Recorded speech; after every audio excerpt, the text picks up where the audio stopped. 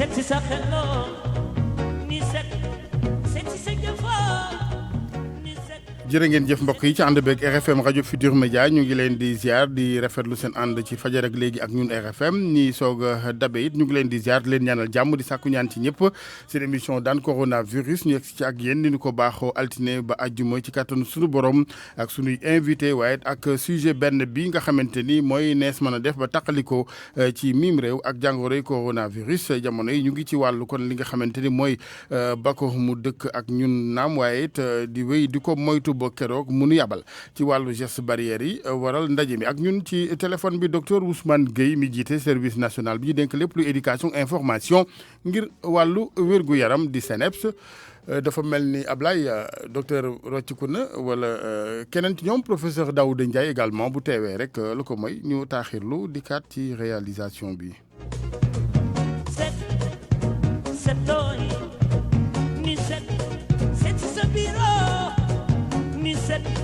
Set si sa yaama ni set si sa waxoo ni set lu sa àndandoo yi ni set buñ ko defee ni set buñ ko deful ni setoo yi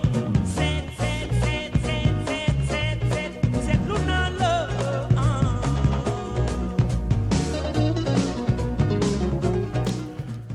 jërë ngeen jëf set am solo lool ci bépp fànn raxasu mi waaye it ci làmmiñ yi ak ci doxalin wi docteur Ousmane Gueye maa ngi lay ziar bu baax. maa ngi lay ziar Alaaji Assane. jërëjëf Gueye merci ci teewaay gi ni ñu ko waxee rek mission bi benn gum la boobaak léegi mooy di wéy di fàttalante sunu biir ngir jàngoro ji nga xamante ni mu ngi fi xeex bi dina doon ci fexe ba leneen bañ koo këf de ndax réew mi moom saa yu ñu xëyee actualité bu bees docteur xam naa yéen seen xeex mooy fexe ba. Geste barrière yi ak sensibilisation gi bañ fay jóge donte ku nekk ak li la yitteel am na ñoo xam ne moom waxi politique leen yitteel. waaw wax nga dëgg Alaaji maa ngi nuyu ñëpp di ziar ñëpp. di ñaanal yëpp vraiment semaine jàmm.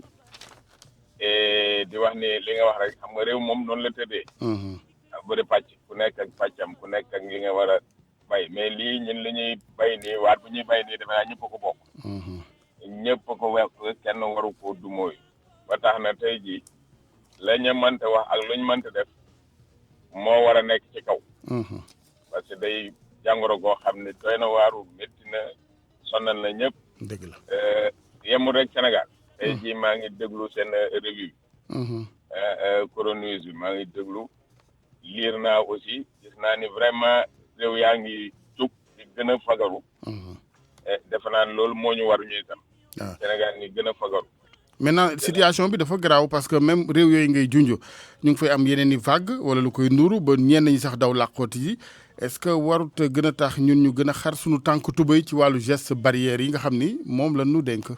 moom la ñu dénk wax nga dëgg parce que moo tax ma ne la fi ne nii waruñu xalaat leneen. lu mooy xeex mbas mi. waaw Covid 19 daal war nañu ko def suñu début suñu fin. ci lépp lu ñuy sumb ci réew mi. gën a góorgóorlu ci geste barrière yi comme ni nga ko waxee. parce que moo fi sës amul leneen li fi nekk. geste barrière yi fi nekk wax ji stratégie intellectualisme outrance ak yooyu yëpp amul benn njariñ. la am njariñ tey mooy askan ngi kaay la ñuy def lii bu ñu defee lii mën a mucc ci mbas. dama loolu la ñu gën a soxla fi mu ne nii. ba tax na Alaaji Assane dañuy lancer appel ñëpp rawatina suñu kilifa diine rawatina suñu leader politique yi. rawatina suñu leader d'opinion yi. il faut ñëpp jóg ñu wax na ñëpp wax. moom la ñuy soxla fi mu ne nii. soxla nañ ko parce que du question pour alarmer mais lu ne fang kenn du ko jeex. alarme kay jot mais seulement nag tant que yéen kër docteur yéen a ngi naan ay nit ñi bañ a tiit. mais bu ñu tiitul kañ la ñuy tiitati. c'est ça moo tax ma ne la nag lu ne fang nag kenn du ko jeex. voilà il faut ñu xamee ko noonu il faut utiliser les termes. voilà mbir mi tar na. waaw jàngoro ju amul faj kay moom moytu rek wala dee. voilà ñu ngi def suñu kéemtu lay kattan. waa kër docteur ñu ngi góorgóorlu wax dëgg yàlla macha allah. ñëpp mën seede nañ ko.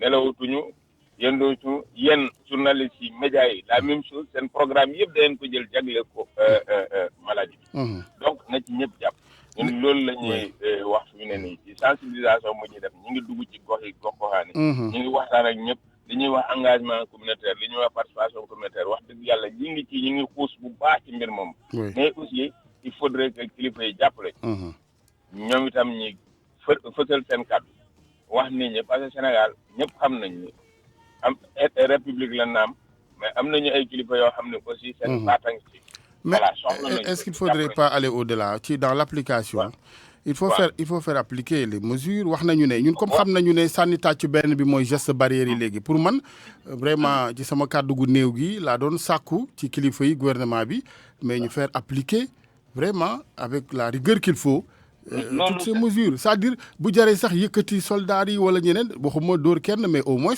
faire appliquer leer na ñu fexe ba lii ñu ne force la ci ñëpp li nekk force ci ñëpp ngeen njariñal ñëpp nag ku ko appliqué wul daan yi war ci sa kaw tegu sa kaw.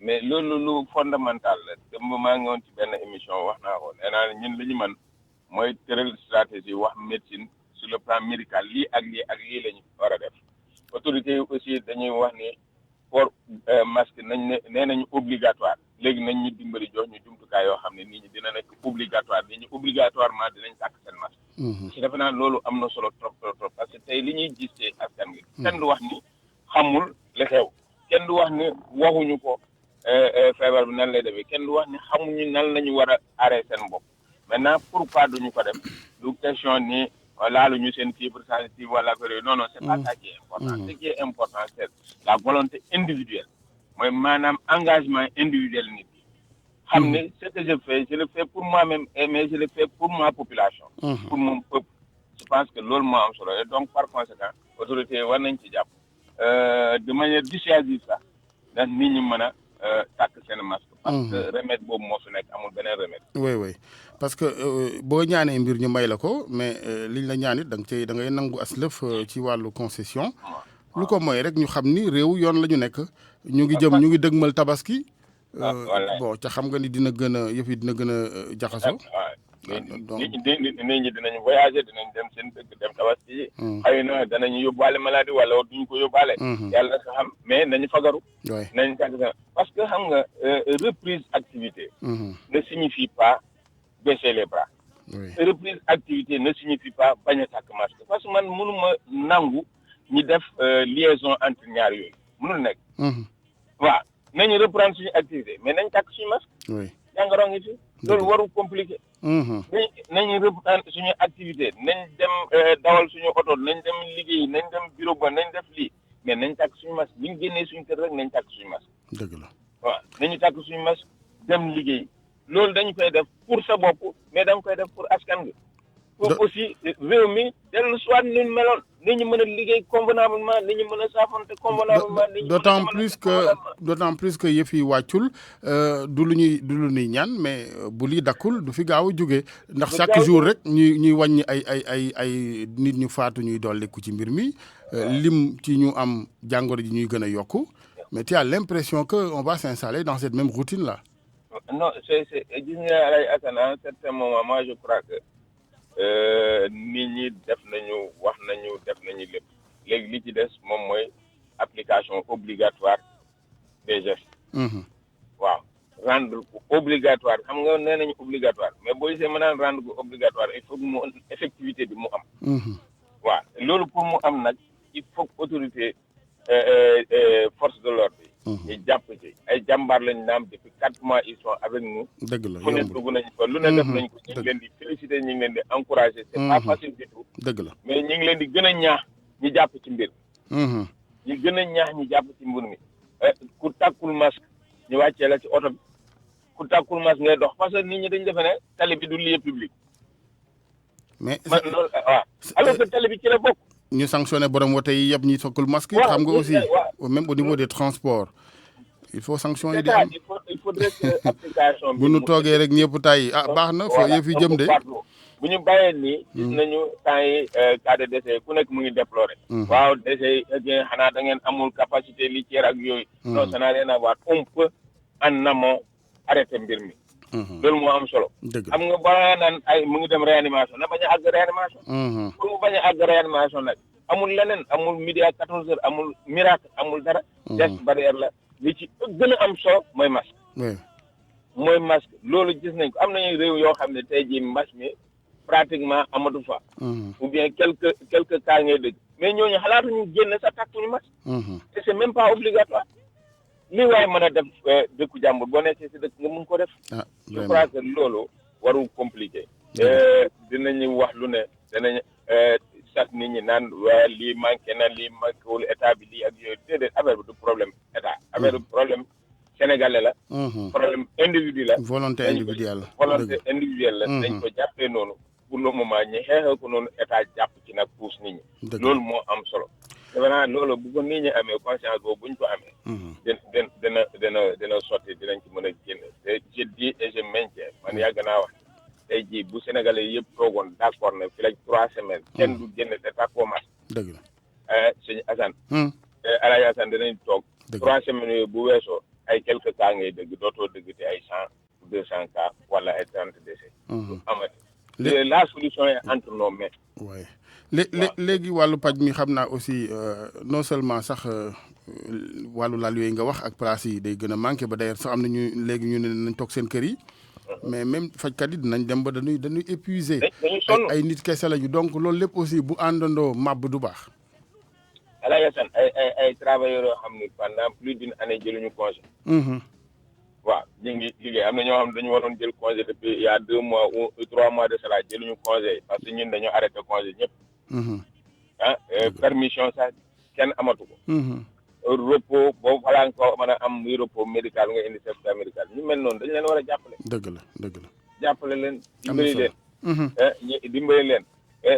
nit ñi waxoon nañ ko tous les techniques chaque fois bu ñu def point wala nga interroger yenn ñi nekk si au cœur du dispositif yàgg nañu wax ni nañu moytu bañ a am kaay bare parce que bu ñu amee kaay bare suñu hôpitaux yi dootuñu ko attan. et c'est une réalité kenn du fi nekk di nax kenn. dëgg la c'est une réalité il faut qu'on se dise la vérité. am na kaay fu ñuy toll. duñu amati choix duñu amati fu ñu leen teg parce que hôpital du Covid 19 kese. hôpital am na kuy faj tension am na kuy faj urologie am na kuy faj diabète ainsi de suite. donc maladie yooyu itam dañuy soxla ku leen jël en charge. maintenant moo indiwaat waxu njëlbeen gi rek c'est-à-dire boo laata ñu egg foofu c'est à l'État de prendre ses responsabilités. voilà parce que nag am réew yow ñun ñoo ngi ñëpp ñu toog di bërëngu ca xam ni ci pax mi la ñu jëm. waaw ñi yor réew mi nag ñooy jël seen i responsabilités sénégalais yi ni ma ko waxee boo toppee nit ñi seen i bànneex ak seen bëgg-bëgg fii da nga fi am 19 millions de partis ku ne ak li mu ko bëggee ah. waaw dañ koy doxalee nag ni ko intérêt général bëggee. gis nga état ci jëlbeen. ko jël mesures yi forte mu am ñu wax mais ñëpp gis ni vraiment ça nous a beaucoup arrangé. beaucoup arrangé parce que période boobu mënoon na gën a graaw mënoon nañu am flambé.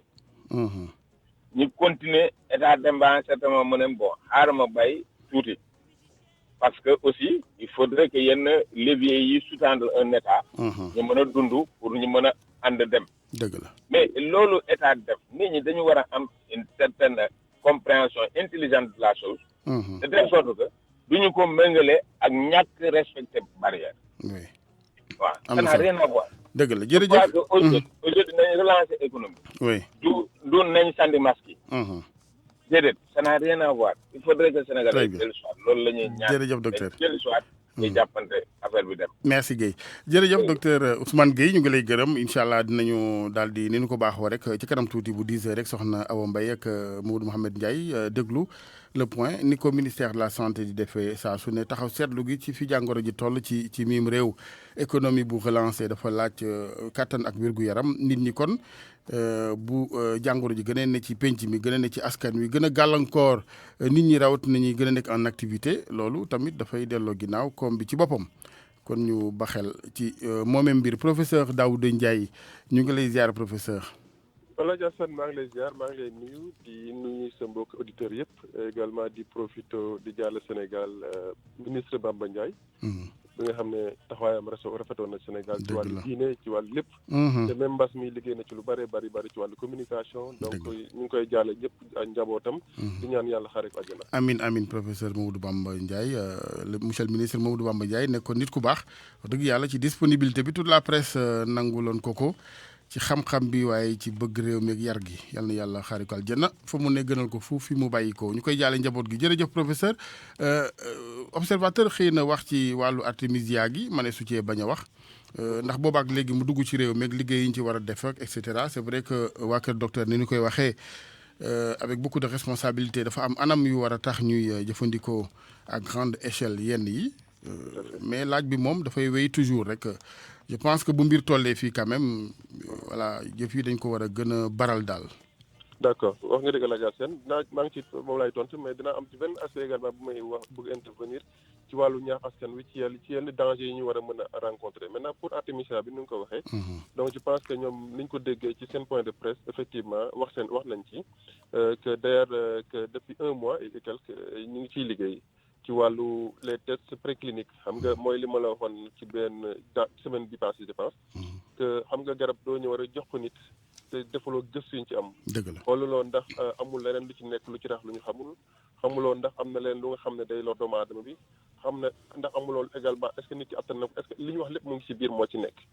également te du doon rek artémisia bu nga xam ne mooy Covid organisme day nekk également plante sénégalaise yi parce que comme on l'a ni ko nit ñu waxee xamee am na gëstukat yu bëri ci defoon gis ne effectivement amoon na activité donc li ci gënoon a am solo rek moo doon diir boobu yëpp je pense sous la direction de ki yor pharmacie ak médicament bi ñoom ñoo ko yoroon ñoo ko doon encadré ñoo ko doon saytu donc je pense que ci dernière étape bi lañ toll je pense que li ci des yàggatul pour rapport bi bu ñu ko soumettre après au niveau du ministère ñoom ils vont apprécier mais ci li may préciser rek que même direction de la pharmacie du médicament ñoom ci ministère lañ bokk donc en réalité ñoom lañ ko doon liggéey en réalité donc moo am nañ ci yaakaar que ne ñoom bu ñu ko xoolee seen rapport après ils vont évaluer ndax dañ koy utiliser ou pas mais professeur ci test préclinique allo waaw li ñu waroon def ci test préclinique def nañ ko bu mat sëkk. très bien maintenant li tax di xibaar nit ñi baax ñu am les bonnes informations léeg-léeg nit ñi dañ leen di jiitu yéen parce que artémisia gi ngeen naan ñu ngi xaar pour joxe départ bi mais gars yi naan nañ bu baax li gaa ngi ci ataaya sax ñu ngi ciy naan bu baax ci réew mi ñu ngi ciy naan bu baax loolu mooy wax ji moo tax ma ne toujours il faut yéen ñi ne ci kanam nag ngeen di leeral mbir yi di ñu wax bu fekkee am na danger éventuellement ñu xam sinon nit ñi bu ñu gisul la nature a horreur du vide bu yëfee ne këf kenn xamul nit ñi dañuy dem naa ni lu ñu xam. dëgg la en tout cas ce qui est important xam nga encore une fois Alaaji Assane leer na ne bu fekkoon ne amoon na danger yi ñu ci yaakaaroon depuis le départ alerté nañu. mais aussi comme je le dis am na lu bëri xam nga dosage boo jëlee médicament dose bi rek da nga koy utiliser tey man c'est-à-dire que boo koy naan xamuloo dose bi lan la te mun naa am dose boo nga xam ne boo ko jëlee mooy gën a am activité que dose boo xam ne dafa wàññeeku. te bépp garab booy jël dose bi ëpp li nga ko war a jëlee poison lay doon donc loolu yëpp da nga ko war a saytu parce que li la jox produit ne la mi ngi nii bon encore une fois responsabilité médicale responsabilité scientifique médicale mooy def lu nga xam ne ëllëg di nga tëdd nelaw. mais li xel nangu woon kay mooy balaa ngay jëli avion dem Madagascar jëli garab kay loolu mu ngi mel ni ma dem pharmacie jënd garab toog ñaari fan dellu naan ana mode d'emploi bi li xel nangu mooy dañ ko waroon dëxëñee loolu lépp joxaale nu. mais loolu warul demee noonu Alaaji Assane. ah bon garab boo mënti am ci àdduna. buñ la ko joxee lii yoon. lii yoon législation médicale pharmaceutique mooy. lii la waa ji wax dafa ne leen lii moo ci nekk yow yaa ko war a saytu ba xam ndax looloo ci nekk. loolu mooy li yoon war a li garab war a amul du artémisia bi de bépp garab bu ñëw. loolu lañ ko war a doxee mais naa rek du lépp lañ koy defee. kon garab yi mais je doute quand même que garab yi ñuy jaay ci pharmacie nationale ak di ko séddale ci réew mi yëpp jaar ci étape yooyu nga wax yëpp ah.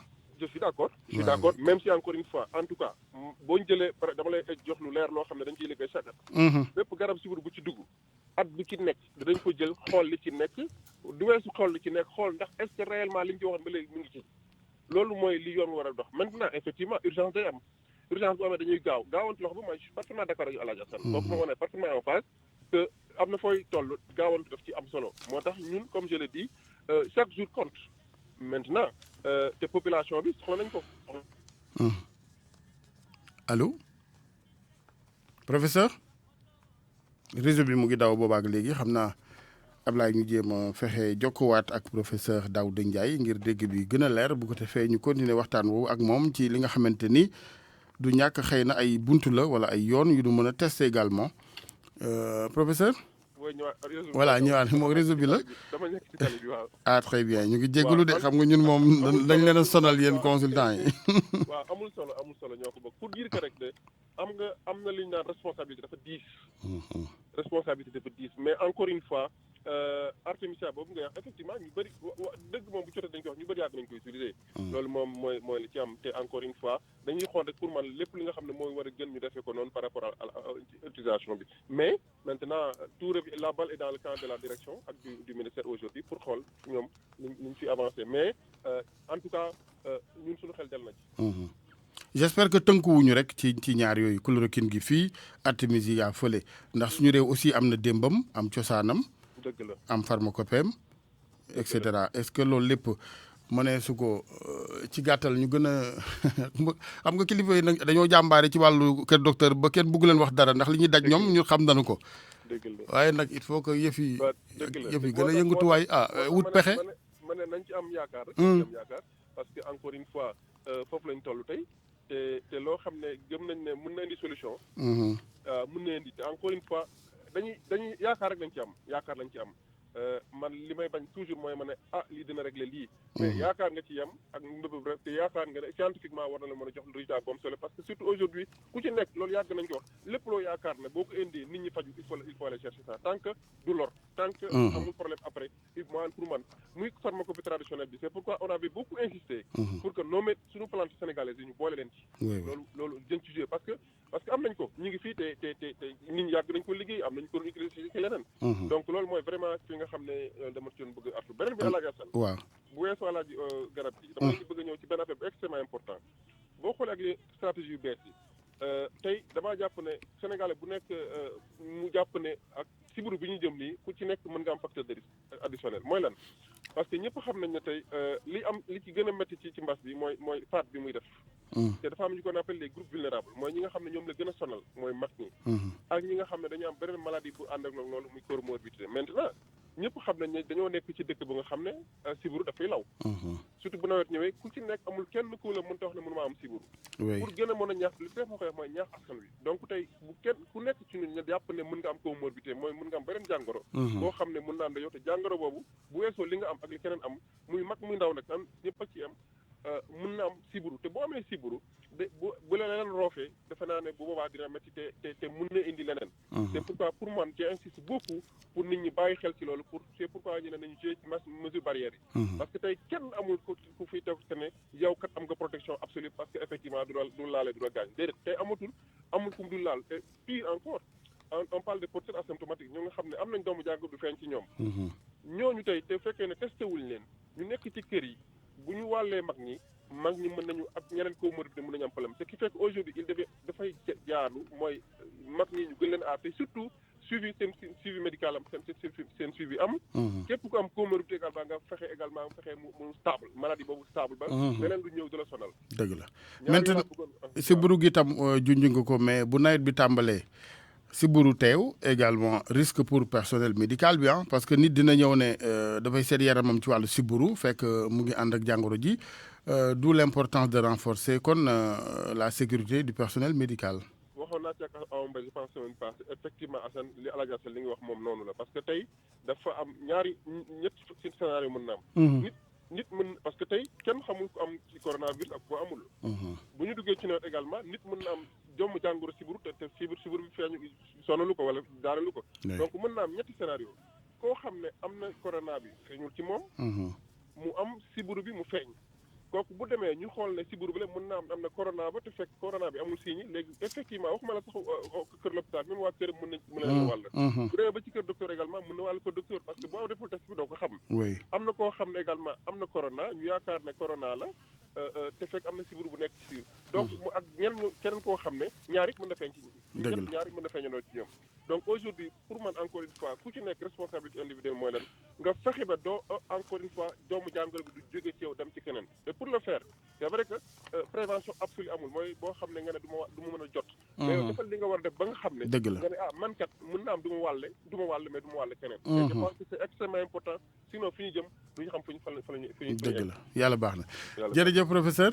voilà yaa maa ngi lay sant di la gërëm. jërëjëf ba suba ak jàmm incha allah professeur Daouda Ndiaye ñu koy gërëm bu baax naka noonu docteur Ousmane Gueye ci ànd bi ñu àndoon ñun saa su ne ci daan coronavirus ak RFM ñu taaxirlu ci kanam tuuti pàcc bi nga xamante ni mooy bu mujj bi ñu jagleel auditeurs yi ci 88 628 14 14.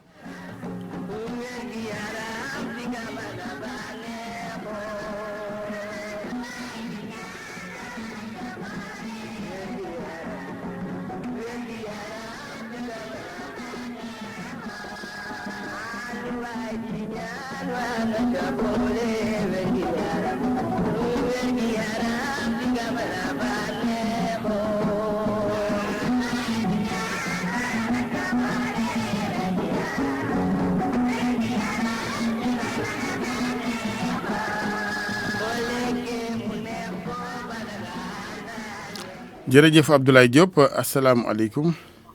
waaleykum salaam wa rahmatullah. bisimilah. voilà dama doon woote pour participer ci émission. waaw bi ngeen di def ci concernant mbas mi. bisimilah yow la kan wala da ngay leb tur bi. bon damay leb tur bi. donc man je disais que suñu responsabilité la ñun ñëpp. mais je me dis quand même soo nekk njiitu réew nga jéem a essayer négociation. et que ça marche pas nga gis que affaire mi ngi law war nga jël ses responsabilités. parce que da ngay xool tey boo demee ci centre commerciaux yi boo demee ci marché yi.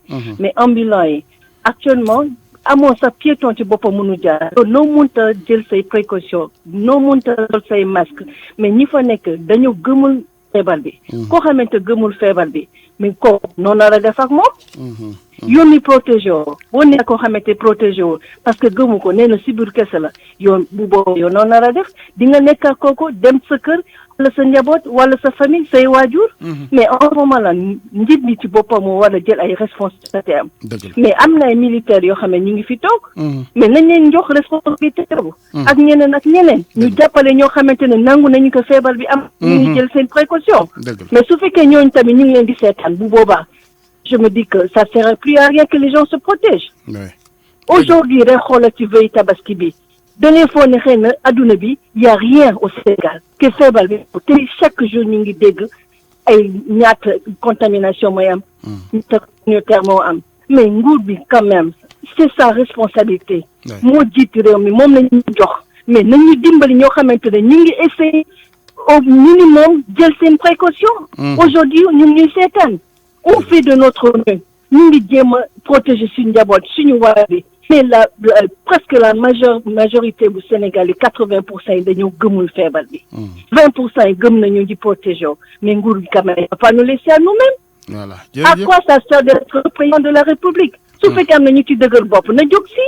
na jox responsabilité ñoo xam ne dañuy jàppale ñoo xam ne nangu nañu feebar bi mais regardez nañuy jéem a dem aujourd'hui ci centre commercial ci marché yow mi am nga sa cantine jël nga say matériel ko xamante ne ambulant la nee na mairie moo ko jox mu lal mais il faut dire n'importe quoi ñu ngi lal n'importe la dernière fois yay benn maire boo xamante ne am na malaise sa pompier ñu mënuñu ko sax génne këram. tellement yoon amul. musiba bu amee même incendie bu amoon aujourd'hui ci marché yoon du am. pompier duñ mën a ñëw. mais quand même nañu xool. comment voulez-vous que ñu jéem a xeex mbas mi alors que ñu laisser à nous-mêmes. on est impuissant. jërëjëf soxna si ñu ngi lay gërëm bu baax di la sant ci contribution bi ñu déglu keneen ci nanu gisee jàngoro jeeg moytu gi ak dogal li moytu yi muy geste barrière yi asalaamaaleykum. waaleykum salaam wa rahmatulah. bisimilah. Allah Diassane. oui Gazo Laye Makhtar Gazo. ñu ngi lay ziar bu baax. maa ngi lay ziar di la ñaanal jàmm. amiin ñu bokk lépp ak xéwal di ko defal ñaanal ko mboolem réew mi. amiin yaa rabbi. jiital ci xalifa bi Baye Abdoulaye. yal na yàlla yokk fanam ak mboolem xalifa bu lislaam. amiin yaa rabbi. ak diine ji yëpp yàlla doon jàmm ci réew mi. Alassane. maa ngi wax bi passé Barthélemy ni ko ndax dañuy continuer rek di sensibiliser ñu ne ko kay defee nii. bakkañ lay doon. waaye gis naa ni tamit waxu yàlla rek ndax del la ma wax ni del fàttali ndem fàttali bi dina jariñ. te yaa ngi fàttali kon ñuy fàttali ñëpp ni mesure barrière yi benn anecdote rek lay joxe ki démb fii ci case bi. am ku dugg ci taxi bi man maay 4e personne. oui. donc léegi ñoom ñaar bi ñu duggee ñett ñi dugg sol na système waaye dugg 2e bi sol ki toog si dem daal koy wax ne que soxna si ni que soxna monsieur grand doo yor nga masque. nga kii mu ne ko luy sa yoon sama masque. gel bi tamit mënul bëggul toog ak moom mu daal di wàcce léegi man maa ci topp. daal di dugg ak moom toog gel bi daal xam naa beneen daal di jël beneen kaar. ma daal di dugg sëñ bi li mu la wax dëgg la ñuy waxtaan ba ma sensibiliser ko. nangam du question la ragal wala nangam mais ni ma d'accord mu ne ni ma ko laaja la. donc yooyu ñu ngi leen di fàttali lu am solo la. waaye borom oto bi moo warul woon a yàpp ko solul masque benn. ensuite bu dajee policier dañ ko war a sanctionné. non dañ ko war a sanctionné wax naa ko. wax ne bu ñëpp ne xujj yi seetaan kay mu ngo vraiment waaw. loolu wax naa ko beneen bi moo di le président Macky Sall ndaw si génn léegi wax na ko et naam def na lu bari levé nañ d'urgence yëpp dina mais na gën a xaw bu ko kenn doxañ baaraam di ko wax seet di bari na bugguma loolu njiitu réew mi ak ñi koy jàpp ka def ndax buñ ko waxee rek baaxul. buñ seetaan bi ba moo indi lii xew barki démb Alaaji ma génn tout sujet mi wa mbiru audio bi nga xamante ne am na fa léegi nga loo seetaan mu dem day law si ñag bi la jëm. ki génne audio bi Alaaji Assane def na lu ñaaw ndax lii réew mi mérite lii fu mag ñu baax ñi tëdd ñu génne ay audio boo xam ni privé la ñu génne ko loolu dafa ñaaw fu sëñ Touba tëdd maam Alaaji Malick tëdd fa seen naam tëdd fa mag ñu baax tëdd fa sunu mbokki catholique yi nekk dafa ñaaw beneen bi dañu bàyyi loo xam dafa traîner lu yàgg te dindiw na ko dafa ñaaw président warul bàyyi loolu ñu traîner ko mi ngi luum mi ci biir APR baaxul beneen bi waruñu tamit Cissé Lo def ko comme oignon dak sacrifice. Gazou du yoon. Gazou Gazou dama lay dagg de. xam nga man réew mi du toll fii mu toll ci wàllu coronavirus je m'interdis di waxtaan ci sujet yoo xam ne pour man ñàkk fayda la. vraiment nga baal ma sama xarit nga ci kër gi nga bokk dafa ñàkk fayda man su ma sañoon yem ci geste barrière yi ak nu ñuy sauver d'abord cette santé publique là bi nga xam ni mooy ëllëgu réew mi waxuma ay particularité wala ay même parti nangam ak sangam wax dëgg laa yooyu man dama ko jomb waxtaanee daal nga baal ma. Cambérène pollution bi mi ngi yokku. non bu deful sax ay acte nunu ñëw jël may ñin ni ay mesures de barrière. oui mais ba léegi ñëwuñu fi ñoom waa ONAS. ñëw pour may waa Cambérène ay kii pollution mi ngi yokku sonn nañu ci loolu. ok jërëjëf asalaamaaleykum wa rahmatullahi taala. waaleykum salaam wa rahmatullah 88 628 14 14 jàngoroy coronavirus ak xeex bi nga xamante ni waree su cee tay ndax bu nu wàccee loxo yi dafay gën a bon rek bon na ba noppi. waaw ci bakkan yi mu rotal ci ñi mu jàpp ci ñi mu yàq seen activité ci ñàkk gu mu dugal ci réew mi gën ko yokk kon bon na ba noppi waaye bu nu ci continuer wul di wax day gën a bonati waaw moo tax ñuy leen di fàttali geste barrière yi ak nees mën a fàttalante sunu biir nu ñuy gën a dëgëralee taxawaay yi 88 628 14 14 asalaamaaleykum. asalaamaaleykum Alaaji Assane. waaleykum salaam. Boubacar Diarra Kees. bisimilah Boubacar ñu ngi lay ziar bu baax. ñu ngi lay delloo ziar Alaaji Assane. jërëjëf. Alaaji Assane ñoo ngi ñaan population Sénégal réew mi nañu jël geste barrière yi. Alaaji Assane askan bi surtout ndaw ñi nañu jël geste barrière su dul loolu Alaaji Assane dina doy waar trop. ñun ñi nga xamante ñooy ndaw ñi ñun ñooy dem kër yi chaque fois wax ko dem di wuti ji pour andil njaboot suñu demee te jëluñu geste barrière yi suñu ñëwee njaboot ba leen lor jaratu ko. Alaaji ñoo ngi jëm tabax si te ñëpp xam nañu Kees ak Dakar cas bi dañ dafa garaaw. oui. nañu waxante dëkk. te ñu fa nekk di kër yëpp ay jàmbaar lañu lañu parce que dawul daayewuñu ay toorkatuwaar lañu. te suñu fa dañuy ñibbiwaat ci njaboot gi ñu dem ñibbi ci tabax yi est-ce que fu ñu jëm fii poste de santé yi ak la fa nekk est-ce que attan nañu feebar. moo tax ñu war a insister ci geste barrière yi c'est-à-dire di sol masque di raxasi saa su ne yokk cet gi di sorianto yàlla mun a def jàmm donte kenn mënut a téye nit ñi ñu insister ci geste barrière yooyu. c'est ça geste barrière mooy yoon. pour freiner cette voilà mu ngoog. dafa am benn feebar bu nekk ci biir réew mi. feebar boobu mooy tey ñun suñu askan daa feebar. parce que ni ñu waxante dëgg ak ci industrie bi dafa bëri ci réew mi. mais yow nit koo xamante ne yow soo bëgg a dugg si oto bi nit soo xamante yow sa jàmm yaram la mais tey nga am dal te def loolu. dëgg la vraiment. ku ko dental ci marché bi tey jii mun nga defal lii police bu ko dental mu ne la yow police bu ko dental defal lii sax kooku yow war ngaa xeeb sa bopp. yow en tant que nga te koo xamante ne moo lay wax defal lii pour nga bañ a feebar loolu xeeb sa bopp la. dëgg la Boubacar en tout jërëjëf cas yàlla na yàlla may dégg ak topp di nuyu docteur Diagne. amiin yaa rabbi jërëjëf 88 628 14 14.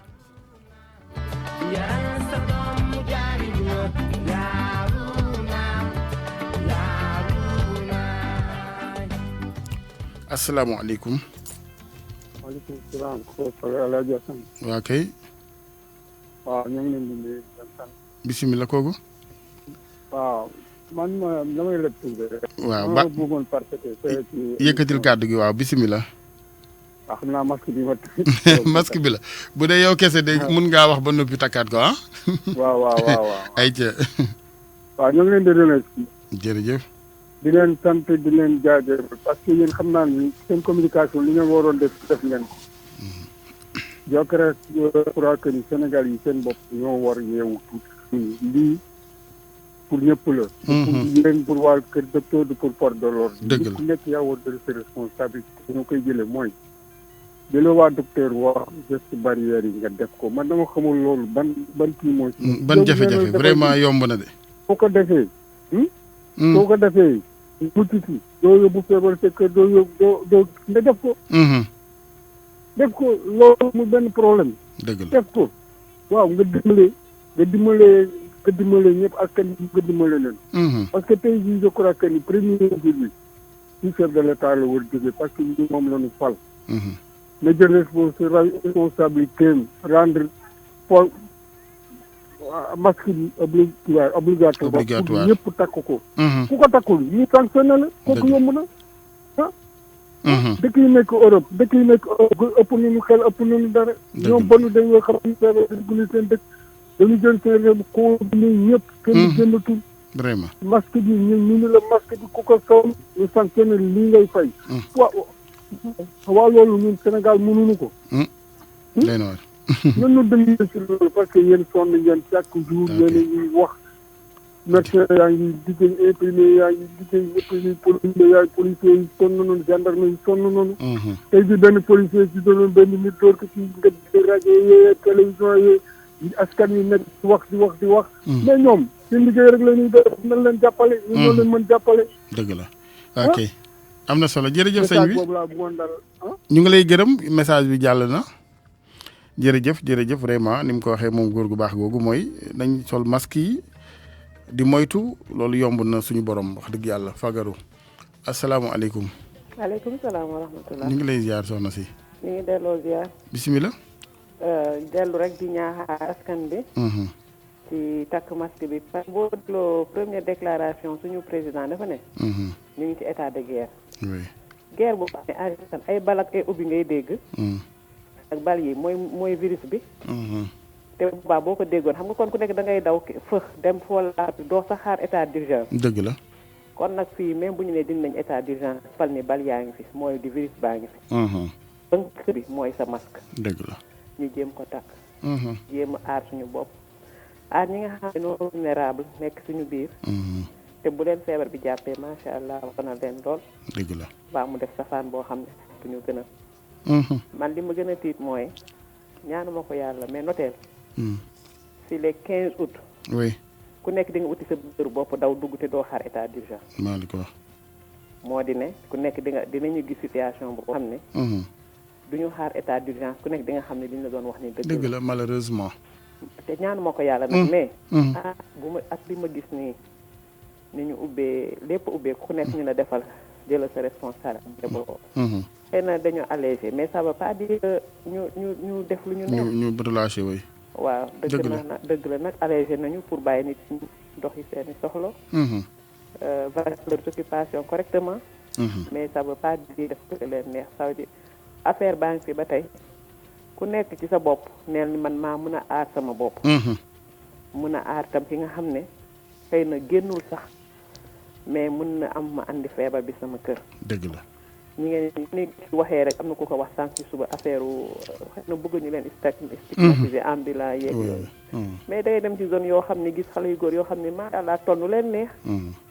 mais def seen yeneen def seen boy doole takkuñu masque loolu ñooñu vraiment man daal jaaxal na ma daal. waay du yomb mais yàlla baax na. waaw yaa am yàlla sàmm. amiin jërëjëf soxna si sàmm njaboot yi te ku nekk daal vraiment nga góorgóorlu. ba nga xam ni daal liñ si ragal du am incha allah jërëjëf ñu ngi lay gërëm bu baax di la sant di taataan beneen xalaat rek xel du doy 88 628 14 14 asalaamaaleykum. waaleykum salaam wa rahmatulah. bisimilah. Alassane. Moussa Tall. ah sëñ Moustapha ñu ngi lay ziar waay. yàlla na yàlla ziar waay. jërëjëf Tall jërëjëf. ñu ngi lay remercier di la féliciter bu baax a baax a baax. jërëjëf xam nga lu ci dugg bari waaye ñu ngi lay déglu wax. jërëjëf Tall. ci émission bi ngay tenir nii vraiment macha allah. alhamdulilah li nga xam ne man moom laa ci dolli rek nii. dama bëggoon wax ni état bi. quand même def na li ñu war a def. maanaam bi ñu war a def état d'urgence def nañ ko bi ñu war a def couvre-feu def nañ ko. loolu yëpp nag xam nga bu ñu koy def c'est pour que ñu protéger nit ñi pour nit ñi bañ a am jàngoro bi. pour jàngoro bi bañ a tasaara. waaye nag économie bi aussi réew dafa war a dox. munoo dox ni dama tëj réew mi sàpp rek yëbale kenn xamul léegi nag dem nañ ba gis ni bu ko continuer li muy jur mooy garaaw jàngoro ji. ñu lever ñu yëkkati mesure yi maanaam wàññi noonu ñu ko defee noonu maanaam tëj bi ñu ko doon réew mi. ubbi ko tuuti. pour réew mi mën a noyyi waaye nag loolu. sa firiwut ni jàngoro ji dafay jógee. ñëpp gis nañ ni jàngoro bi ni mu ko maanaam ëpp na sax na mu démarré woon. bis bu ne day gën a yokku. bis bu ne day gën a yokku. dëgg la léegi nag nit ñi ñoo war a jël seen i responsabilité mais avertir nañ leen wax nañ leen ni feebar baa ngi fi jël leen seen i mesure barrière maanaam protégé wu leen. wax di recommandé ni ñu war a comporté wu léegi nag li ci des nit ñi ñoo ko war a mottali nag ñoo war a def nag li ñu war a def. dëgg la waaye yow mel ni ay bàyyi ma. bu ñu wax nga ni noonu amul ba pare di def lu neex bu ëllëgee boo feebaree mooy sonn après say mbokk yi ñàkk. donc vraiment nit ñi nag war nañu taxaw nag jël seen responsabilité ci seen i njaboot. jël ko ci seen i société fexe ba ñëpp respecté. mais bu nu ko deful il faut am lu leen canaliser xam nga ab sàmm boo yoree jur gi sax. jur googu nga junj sànq sax boo ko yoree léeg-léeg am bu génn. ne saay ca mbooy ma da nga koy delloo si. da nga koy delloo si. waaye doo ko bàyyi mu ne ca mbooy ma. comme jur la ñu def noonu asamaan nit nag aussi léeg-léeg dañu am comportement wu jur. na ci doomu aadama yoo xam ne jur sax leen tane. dama yàlla baax waaye nag. ñi nga xam ne ñooy kilifa yi ñoo leen war a teg yoon. gannaaw kilifa yi borom kër yi borom société yi am na kilifa gu mag koo xam ne moo kilifa muy président de la République. yor ay ministère am. ministère de l'intérieur. nañ leen jox ay ordre ñoom dañ fekkoon pendant 3 mois 4 mois ñu def du ñu nelaw du ñu kii léegi levé nañ ko nañu bàyyi policiers yi di circuler ku ñu gis nga bañ a takk masque s'il le buñ fi nekk sax di la nutati di la verbaliser nañ la kàcciri buñ la kàcciree ci kanamu mbooloo nga rusoo bu ëllëgee doo ko fàtt loolu tam dafay loolu moom day jur coow rek ci xam fi àddina toll moom mënoo kàcciri nit ñi waaye au moins ay sanctions rek ni ko loi prévoir rek waaw sanction mooy nga taxawal ko di ko fayal 6 000 francs amul 6 000 francs noo koy def. nga téye ko ba mu am mën a fay bés bu fa yendoo fanaan ba dina beneen yoon dina takk masque. waaw boo leen fa dajalee léegi ñu wàllan ci feebar bi. waaw nga dëgg de. loolu yëpp yàlla jàppale daal yombul. man xam nga man benn part bi. dama doon critiquer kàcciri yi ci couvre-feu bi. mais au fond policiers yi wax nañ dëgg. kàcciri yi daf ci am solo. leen gaañ mais nañ la kàcciri. jërëjëf kàcciri lawaay duñ ko def. jërëjëf Tall jërëjëf. nit am na ñoo xam ne dañu rey kàcciri dañu rus quand même ñu leen di kàcciri. moo am naa waaye je pense que buñ ko defoon léegi buñ ne dañuy kàcciri rek nit ñi duñ xaar ñu leen kàcciri dañu wuti masque. dëgg la ndeysaan jërëjëf Tall jërëjëf moo nañ bañ a yegg foofu yëpp bu nu jàppalantee rek suñu biir incha allah Ablaye nga ne dernier auditeur asalaamaaleykum ñu jéggalu kon ni des bismillah ñu ngi lay ziare bu baax. ñu ngi lay fay bu baax sëñ bi. man sama soxna mooy déglu. sama soxla dafa sopp ci sa dëggu. ndeysaan jërëjëf ñu ngi koy defal léegi def nga preuve bi léegi am na ku dugg di wax affaire saaga yoo xamante ni ça ne nous intéresse pas nga ne ko yu ñàkk fay de su ma toon doo ko fi def nga tegunoog moom ni ko dem lépp. Effectivement c'est vrai. ñun xam on est au temps de lutter contre cette pandémie de coronavirus. vraiment. ñun loolu lañu tal fi mu nekk. loolu la ñu tal mu ngoog. en passant nag damay gërëm suma parce que moom mooy tax ma lay déglu ndey ci Bandiol. ndeysaan cité Sow dafa la bëgg ndax sa maa ngi koy ziar bu baax waay. wax nga fi war na nga léegi sa dugg ci comme ni ma la waxee ki duggoon fii léegi di wax ay kenn xam ay saaga yoo xam ne ñun on n'est pas à ce temps là. Et puis El Hadj Assane am na ñoo xamante ne dañuy def erreur. oui maanaam ci pandémie bi. bien que le docteur son boulot c'est de soigner. oui mais nañu dina fàttali yéen oustaz ne leen c'est Dieu qui guérit. Le docteur soigne. oui mais c'est le bon Dieu qui guérit. dëgg la. madame nag moo la koy wax dañ ko mere ci mesure barrière yi nga xam ne elle est stricte dans cette maison là fi mu dëkk nii. du nangu kenn ku fi ñëw te respecter les barrières. les mesures barrières. am na solo. daf ci taxaw dem. dëgg la am na fu la ci ñëpp taxawaay sëñ Assane. am na solo bilaay. kontaan ci yow nag. jërëjëf waay yàlla na yàlla kontaan am fayda ak sa la ci teggi nga koy def. merci beaucoup merci kontaan naa donc yàlla ñu yàlla sàmm ñun Sénégalais yëpp. amiin nañu yu baax yëpp. amiin yaa rabbi amiin voilà merci et bonne journée et bonne jërëjëf ñu ngi ziar soxna si bu baax di ko encouragé ci fulla jooju mu boole ci mesure barrières yi bu mu nangu kenn waaw taxawaalu tambaambalu waaw na moytu rek ba yàlla ñëw waaw yàlla bay sa tool nañu moytu gën a góorgóorlu ci geste barrières yi gën a fulaal réew mi ak ëllëgëm askan wi ñu leen di ñaan ci sunu baat bu suufe bii ngeen di lànk débat yi nga xamante ni amul leen benn fulla yéen waaw li leen amal fulla mooy ndax ndox mi leen di jox doy na ndax bërëbu fajukaay yi ndax ndaw ñi wutal nañ leen xëy ce débat là bu ngeen fekkee ni yéen woowu leen ci seen i kilifa lu may nangu ñu dugal leen ci débat yi ñàkk fayda ëllëg ñëpp tardendoo ñu bari dinañu réccu ca sax au delà mën a dugal réew mi ci ay yëngu-yëngu yoo xamante ni ñun ay émergence la ñuy wax développement ak ay teggin waaw kilifa yi ak borom xam-xam débat bu mënta élevé wu à ce niveau lànk leen ku leen ko wàcceel ba nga xamante ni ci biir rigole yi la koy dugal waaw débat yi rigole kenn talu ko ca réew mi ñi fi tëdd ci ñu baax dañu war a lànk ñu baax ñaa ngi fi de mais danoo bàyyi débat bi ak ñi nga xamante ni ñoo tekkiwul dara wax naa ko waxati ko il faut qu'on reprenne la parole kilifa yi ak ñi war a wax experts yi reprennent la parole dans ce pays booy ubbi internet bi di xool da ngay yéemu ci réew mi li fi ne ci ay hommes valeureux ak ni débat bi toll moo lay wan ni nit ñi ñoo ragal la jël débat bi ku toog seexlu politique ku toog seexlu ne man nitu diine laa waruma wax ci waxi àddina ñu confiné la ci ruq rek ca buy bu tojul du am njariñ mais bu lii dakkul nag réew mi bu mu leen bett ngeen toog di gis ñi xeet yi leen di jiite ngeen leen di xeeb toujours donc il faut que nit ñi nangu di approprier wu le débat jël réew mi dem bokki ci espace de décision yi ak fi ñu bëgg a jëmale réew mi fu baax ngeen dem dugg ca ñoom s'il faudra maintenant en interne faire les changements qu'il faut peut-être moraliser un jour cette façon de faire la politique ñu def ko mais bu ñëpp toppee di seetaan du baax yëf yi du baax kenn ñaanul yàlla nag naam kilifa yu baax yi naam ñaan waaye nag ñi fi yor ndond gi tey saa yi ku fi sàggan ñàkk sax ndondo Ablaye maa ngi jéggalu ñëpp di ñaanal ñëpp kenn dalu jàmm